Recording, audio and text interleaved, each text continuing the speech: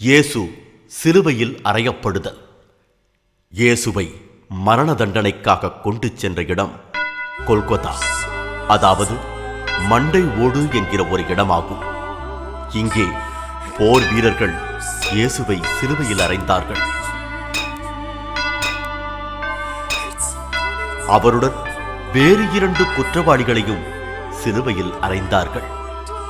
இவன் யூதரின் அரசன் என்று எழுதப்பட்ட குறிப்பு சிலுவையில் அவரது தலைக்கு மேல் எழுதி வைக்கப்பட்டிருந்தது. இவன் கடவுளின் மகன் என்றார். தன்னையே விடுவித்துக் கொள்ள இயலவில்லை என்று அங்கே வந்த பரிசேயரும் மறைநூல் அறிஞரும் கேலி செய்து சிரித்தார்கள். இயேசு இவ்வாறு பல மணி நேரங்கள் சிலுவையில் மகா கொடிய வேதனைகளை அனுபவித்தார். அதன் பிறகு நாடெங்கும் இருள் உண்டாயிற்று. இயேசு உரத்த குரலில், என் தேவனே, ஏன் என்னை கைவிட்டீர் என்றார். என்ன நேருமோ என்ற அச்சத்தில் கூட்டம் காத்துக் கொண்டிருந்தது. இயேசு, தந்தையே, உம் கையில் என் ஆவியை ஒப்படைக்கிறேன் என்று உரத்த குரலில் கூறி உயிர் விட்டார். அதே நேரம் நிலம் அதிர்ந்தது.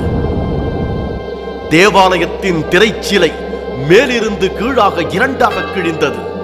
இயேசுவின் சீடர்கள் அவரை சிலுவையிலிருந்து இறக்கி யாரும் வைக்கப்படாத ஒரு புதிய கல்லறையில் வைத்தார்கள்.